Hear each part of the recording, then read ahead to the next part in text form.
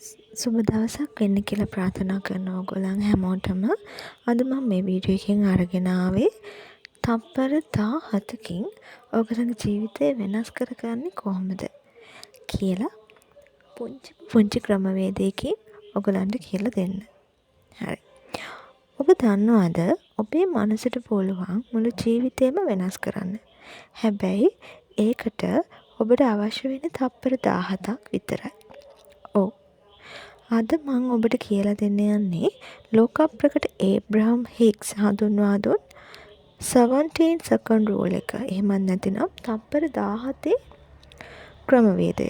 හරහා ඔබට අවශ්‍ය ඕනෑම දෙයක් ලබා ගන්න කොහොමද කියලා. මොකද මේ තප්පර 17 ක්‍රමය කියලා කියන්නේ? අපේ මනස එක් සිතුවිල්ලක් මත තප්පර 17ක් එක දිගට රඳවා ගත්තොත් ඒ හා සමාන ශක්තියක් ඇති තවත් සිතුවිලි ආකර්ෂණය වෙන්න පටන් ගන්නවා. මේ කාලය තුල ඔබේ මොළයේ vibrational alignment එකක් හෙවත් තරංගමය ගැළපීමක් ඇති වෙනවා. ඔබ තප්පර 17ක් එක දිගට අවධානය දුන්නොත් එය පැය 2000ක ක්‍රියාකාරී ශක්තියකට සමාන ප්‍රතිඵලයක් ලබා දෙන බව තමයි පැවසෙන්නේ. හරි. අපි බලමු මේක ප්‍රායෝගිකව කරන්නේ කොහොමද කියලා. මේකට ඔයගලන්ට මුලින්ම ඕන වෙනවා නිහඬ සංසුන් සාමකාමී ස්ථානයක්. ඒ කියන්නේ අපි මේ ක්‍රමවේදය කරද්දී ඔයගලන්ට කිසිම අයුරකින් බාධාවක් වෙන්නේ නැති ස්ථානයක් ඔයගලන් මේකට තෝරගන්න ඕනේ. හරි. ඊට පස්සේ එහෙම ස්ථානයක් ඔයගලන් තෝරගෙන ඔයගලන් කරන්න ඕනේ දැස් පියාගෙන ඉඳගන්න. ඔයගලන්ගේ හිත සංසුන් කරගන්න. ඊට පස්සේ ඔයාලට අවශ්‍ය දේ තෝරා ගන්න. ඒ කියන්නේ එක්කෙනෙක්ට අවශ්‍ය වෙන පුළුවන් මිල මුදල්, රැකියාවක්, එහෙමත් නැත්නම් ආදරයක්, ඒ වගේ දෙයක් අවශ්‍ය වෙන්න පුළුවන්. ඒ වගේ ඔබට අවශ්‍ය එකම එක දෙයක් ගැන විතරක් හිතන්න. ඊට පස්සේ තප්පර 17ක් රඳවා ගන්න. ඒ දේ දැනටමත් ඔබට ලැබී ඇති බව හිතන්න. ඔබ හොඳින් මැනිෆෙස්ට් කරන්න. උදාහරණයක් විදිහට ගන්න ඔයාට අලුත් වාහනයක් ඕනේ කියලා. එතකොට ඔයාලා හිතන්න ඕනේ ඒ සුක්කාන මල්ලන හැටි, අලුත් වාහනේ සුවඳ, ඔබ යන ගමන ගැන, ඒ හැම දේ ගැනම හිතන්න. මේ දේවල් ගැන හිතලා විතරක් මදි. ඔයගලන්ට ඒ ඔයාලගේ අරමුණ ඉෂ්ට වුණා කියලා දැනෙන සතුට, ඒ ෆීලින් එක ඒ විදිහටම ඔයගලන් මනසින් අත්විඳින්න ඕනේ. ඔයගොල්ලන්ගේ යටිසිතට දනවන්න ඕනේ.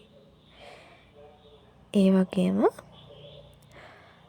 තප්පර 68ක් දක්වා රඳවාගෙන යන්න. ඒ කියන්නේ ඔබ තප්පර 17 ඒවා 4ක් මේ විදිහටම රඳවා ගත්තොත් ඔබට විශ්වයට ප්‍රබල පණිවිඩයක් යවන්න පුළුවන්. ඔබ තප්පර 10ක් හිතලා ඊළඟ තප්පරේදී මේක වෙන්නේ නැති වෙයිද කියලා සැකයක් ඇති කරගත්තොත් ඒ ශක්තිය එතනින්ම බිඳ වැටෙනවා. ඊට පස්සේ ඔයාලට නැවත මුලින්ම ඒක ආරම්භ කරන්න සිද්ධ වෙනවා.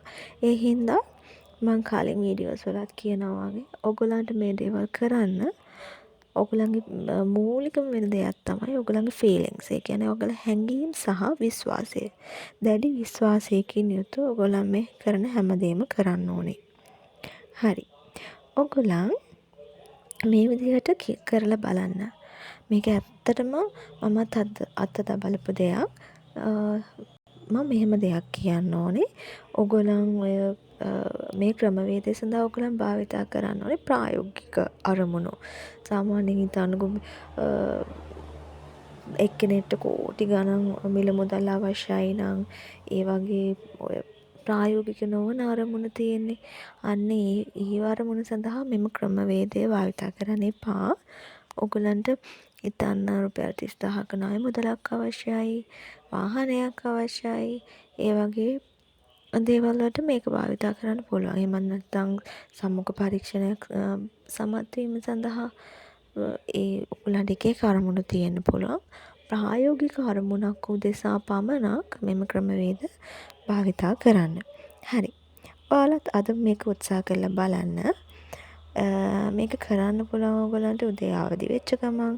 එහෙම නැත්නම් රාත්‍රී නිින්දට පෙර ඔයගලන්ට නිදහස් ඔයගලන්ට පහසු වෙලාවක් තෝරගෙන ඉතාම සංසුන් සාමකාමී නිදහස් වාතාවරණයක් තෝරගෙන ඔයගලන්ට මේ දේවල් කරන්න පුළුවන්. ඔයාලගේ ලෝකය නිර්මාණය කරන්නේ ඔයාලගේම සිතුවිලි මගින්.